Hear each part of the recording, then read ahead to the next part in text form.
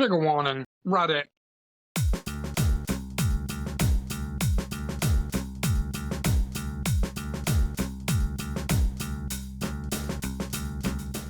So, ladies, gents, and MPs, welcome back to the Breaking Brad podcast, and I'm once again your host.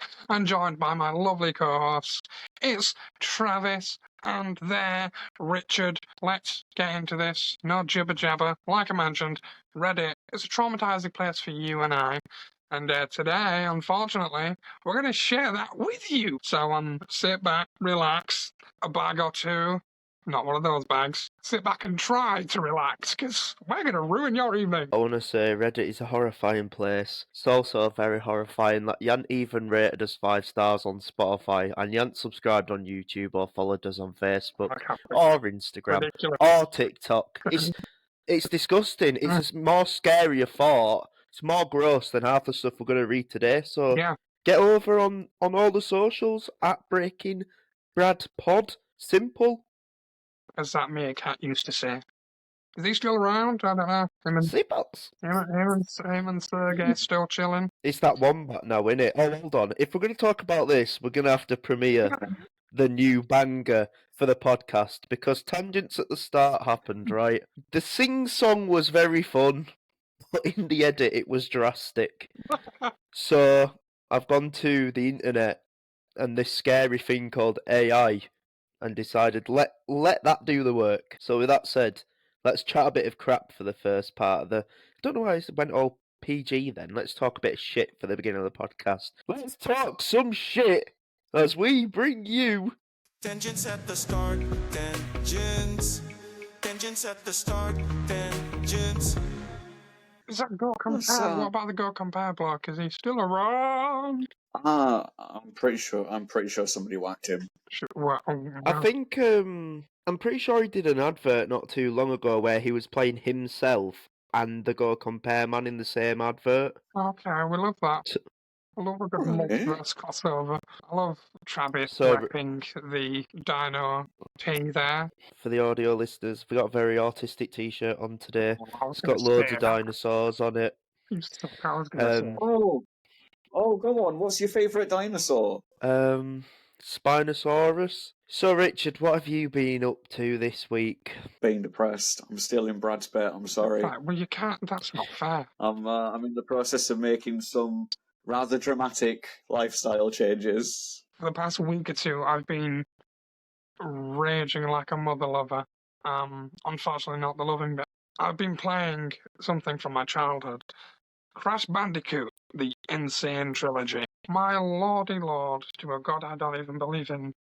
I never thought I would rage as much as I have, and admittedly so, rage quit quite a few times. I forgot how rage-inducing that ginger little fucker can be. See, that's all I've been doing. Oh, and wanking and crying, of course. But right, with all that said and done, tangents have ended. Let's get into the pod. I didn't even get to say mine. All right, fuck off then. I don't care. Right, I get it right. That's what you get for putting out all my funny bits in the last game. Fair. Guys, I won an International Film Award, so there you go. Anyway, back on to Bradley's shitty spiel about how the episode's about Reddit stories. All right, Eggwoman, throwing your fancy film award about here. Last week I was shopping at Lidl, now I'm shopping at fucking Waitrose, so... Reddit, it's a wonderful place to be if you want to be traumatized. Luckily, me and Richard already have plenty of that. Richard, Trav, you've got... No, I wouldn't say it's all rainbow on what you've been through. I don't know, I've been given a few short straws. Don't over yourself. I'll be honest, I've not been one to check it out all that often. I've only been on it 2 or 3 times, and ironically enough, it's always been usually with Travis involved. I don't go on Reddit. I have general rules on the internet, and one of my rules of the internet is I don't go on Reddit for any reason. Reddit is I don't enjoy it. And the first story kind of illustrates why. It's called Fishmitten. I'm going to butcher the pronunciation of the Swedish word, so I'm sorry in advance, any Swedes listening. Have you heard of surströmming? It's rotten fermented herring, the smell of which induces a gag reflex that makes it impossible for most normal people to eat. Midsummer in Sweden is one hell of a party. I can't remember a single midsummer where people haven't got royally rat-arsed or fallen over while dancing around the giant phallic symbol we erect for the party. Rinsing your recently abused palate of rotten fish with large quantities of vodka and akavit can get you more drunk than you'd care to imagine. But as for the frog dance, there's no excuse. There's a lot of rampant alcohol-fueled shagging that goes on. That night, I was going to become another statistic. 6 a.m. Player. the missus and I have swayed in from the lazy and meandering way that she drinks, that the drunks have perfected over an eternity of liver abuse. We were determined to nail each other to the bed when we got home. Now, to be fair, she was awesome in bed. Just that this night was about to go wrong. We'd both been drinking nearly 20 hours straight, both obscenely drunk. I could hardly keep my body erect, let alone Mr. Winky. Nice to meet you. Mr. Winky and Miss Nugget, they have the cutest nicknames for each other. Decided that, as sitting on my face was always a dead cert for Trouser Snake Charming, she'd hoik her grass-stained dress up and ride my face. This she did. Player. Rather hard. I'm not only used to this, but a great fan. My tongue worked away at her feverishly, her cute, puckered, barking spider a bare few millimetres from my nose. What is this I weird love friggin' Like, Wattpad weird It that sounds like a Wattpad fan fiction, but you need to bear with it. the people on Reddit really do have a way of describing genitals. They do. It's definitely a talent. She was sat in the perfect position to tug away at any signs of life, and as she and I both neared the point of no return, I, mouthful of mimsy, was forced to heave air through my nose at a colossal rate, much like a jet fighter at full throttle before takeoff. We both came, and as fate would have it, the orgasm ripping through her body caused her to grind down harder on my face and fart, forcefully injecting undiluted rectal gases into my air-hungry nose. Full force. Totally right, hot, Sturströmming fart, far worse than the initial burst from the smell from the tin. Clean up my nostrils. The reaction was instant. Unaware of her crime and mistaking my convulsions as in the throes of ecstasy, Mrs. Nugget ground down harder on my face as I gasped for air. The enormity of my horror peaked as in the full grip of my natural bodily rejection. I hoid my alcohol-rich stomach content, including a large amount of undigested rotten fish, up her pink mitten, as the fetid herring, now deeply stuck in my nostrils, caused me to start a gagging fit that threatened to be my last.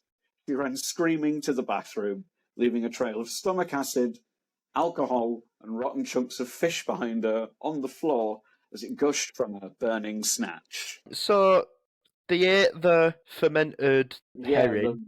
The rotten fish. Oh, And then okay. drank. So basically, she shat in his mouth, and it went in his nose. A shit made only of air, and then he threw up inside her. Wait, what? So what position were they in then? She was riding his face. Oh, so wait. So she farted and it reeked, so he gipped and then threw up in her. Gucci. Yeah, but she mistook the gip for him having a good time, so she pressed down harder so the vomit could only go up her. That's a yeast Lovely. infection and a half. I mean, let's be fair, most blokes don't wash themselves properly as it is. That's the reason a lot of people get yeast infections. I'm already questioning this. I kind of already want to win this already. That was rancid. Well, thanks very much for listening. Yeah, we'll see you in the next one. See you on the next one, guys. Oh, that poor guy. Oh, and the smell that vomit lets out itself couldn't be any worse to the exacerbated smells of fermented fish. Surely the worst bit is when she like stands up and it's just like dripping onto his face. Travis, get us going with your first one, mate. This has a very interesting name. It's called Ham Beasts, and it goes as follows. My roommate had a couple of ham beasts over, Walmart wanderers as they were. They looked and smelled like they hadn't bathed in weeks, and they were smoking it up on the couch without the windows open. So I said, hello, waved, gave them a questioning look, of, "You're not going to do this, are you?" and opened the windows, turned on the fans, etc. He said that they were going to go out for drinks and he invited me along, but I declined and stayed home. I fell asleep before they got back, so it's probably about 3 or 4 a.m. and I wake up to a thump, thump, thump, shoop, shoop, shoop, thump, thump, thump, thump sounds coming from the living room. God damn it, really? But I had to go and pee, and the only way to get there was to go right by them. So I stumble out just as Handbeast #1 lets out a blood-curdling moan shriek. And I shit you not, this is how it's written in the story. Oh yeah! Yeah. By impulse, yeah. By impulse, I just go, "Holy fuck! Shut the fuck up! My fucking ears!" Deer in headlights mode engaged. Then I see it. There's blood and what does that say? Unpendered beer all over the previously white couch. The girl is just staring at me with this growing look of horror, but my but my roommate is still thumping away. I'm staring at all the blood, and then she suddenly goes like, "No, no, stop! Wah! Oh my god!" and pulls out of her arse as she projectile beer shat all over my couch and him. He jumped back and not in time to be and not in time to avoid getting splashed by the next wave. The stupid girl was just kneeling there, pushing out wave after wave. "Help me out! I can't get up!" She continued to pump out shit. That fucking smell.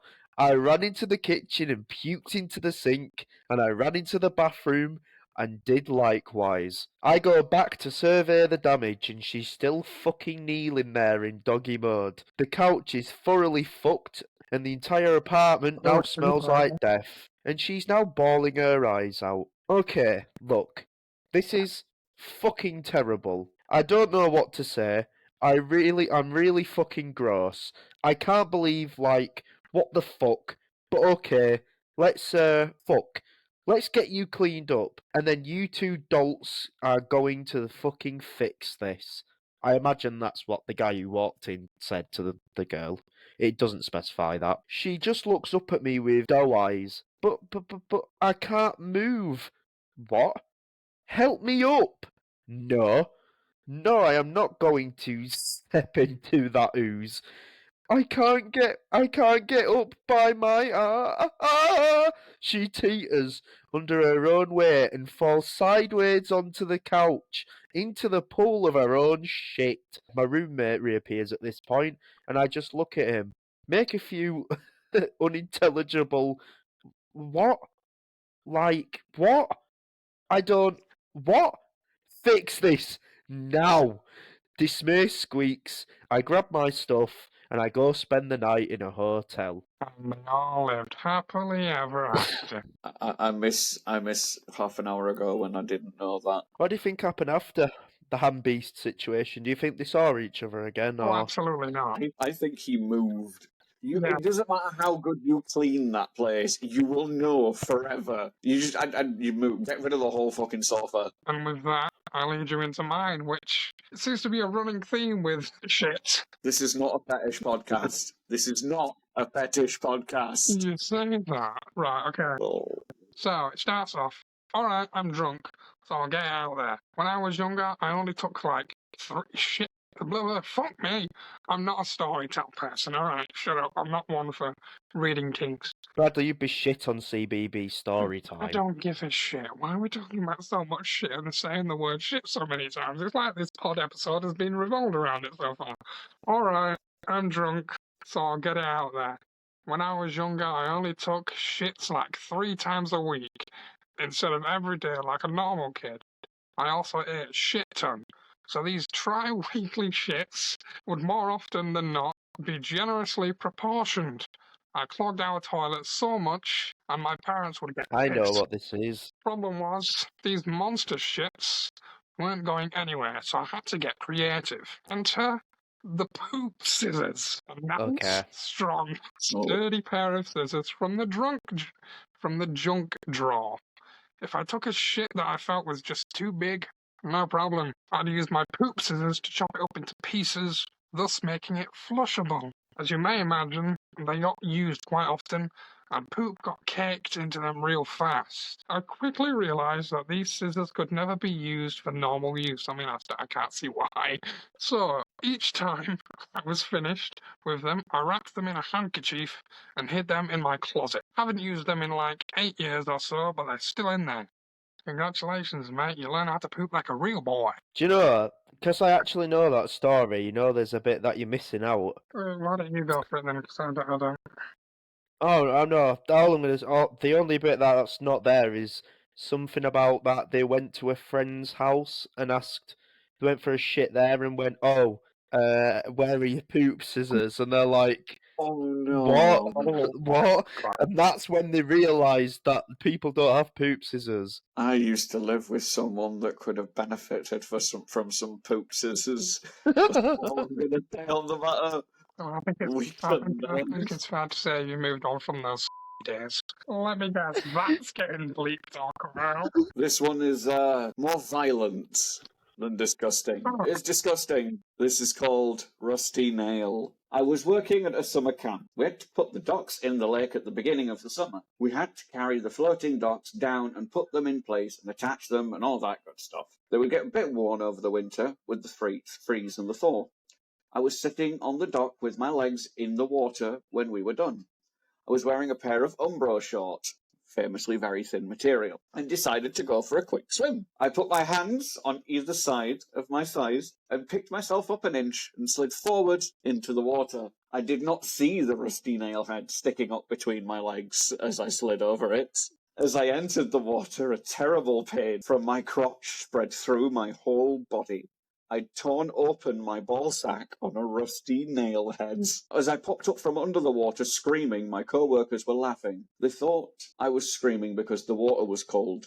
And because it was so cold, it didn't even bleed right away. The nail had torn right down the centre line of my sack. I could see my balls and the tubes inside. After a quick look, I didn't look again as it started to make me feel a little lightheaded.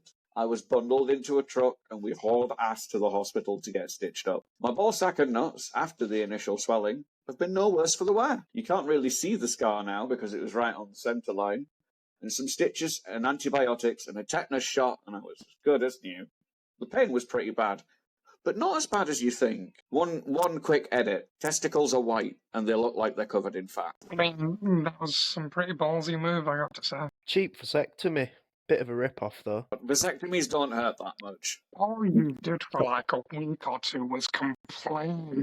Yeah, I know, but that's because I'm a bitch and I can't handle pain. Like, if it's a rusty nail as well, surely you're gonna have some kind of infection or something. Nah, but just imagine, like, not being able to get them and your balls start going green or... Or if you're in the water and you fucking, like, balls attached to your tubes are just swimming about and a fish comes round and... Oh, fucking hell, my I felt a weird tingle. Not the good tingle. Felt more of a shrivel, really. Yeah, that's normal for you. You're a grower, not a shower. Nothing wrong with that. Nothing wrong at all. Suppose really it's a good thing they didn't get caught on any of the tubes or something like that. Like, that could... Yeah, could have been a lot worse. Right, Brad.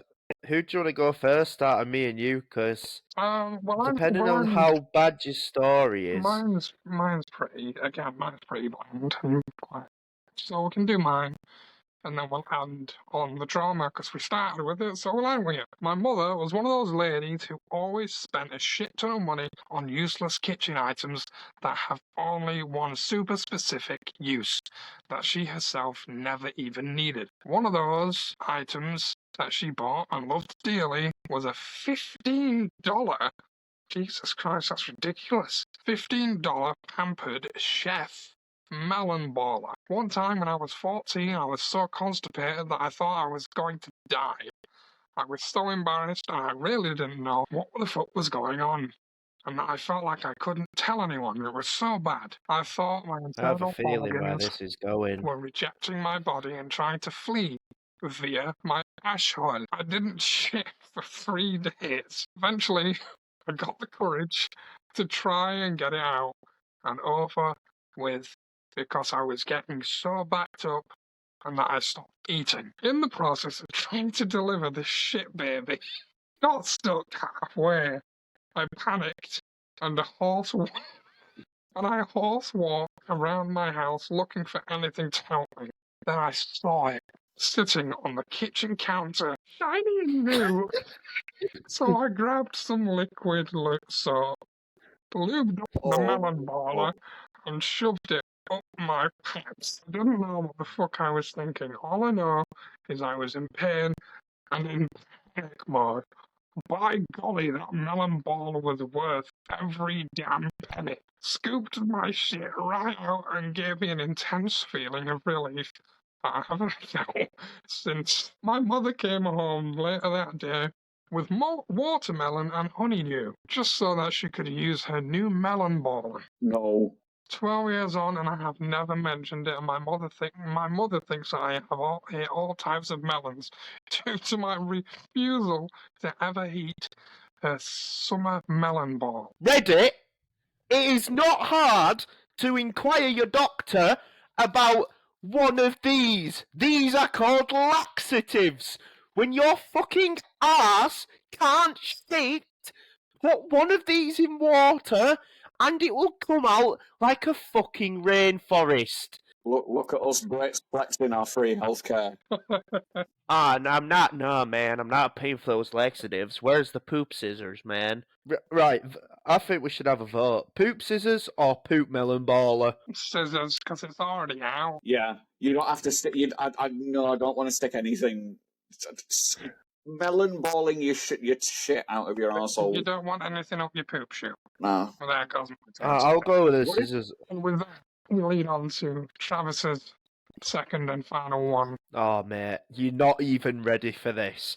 I am going to try and tell this as dramatically as possible. So, it goes as follows, and this is titled Jolly Rancher. Steve and his girlfriend Samantha went off to college in August. She went to Florida State, he went to Penn. So, she decides to fly to PA to visit him. I have no idea what state that will be, but we'll move. He was really happy to see her, so he decided to give her some oral action. He had done it numerous times before, and he always enjoyed doing it. But for some reason this time, she smelt really horrible, and she also tasted even worse. He didn't want to offend her though, because, well, he hadn't seen her in months. So he put a Jolly Rancher in his mouth to cover up the fact that it tasted nasty.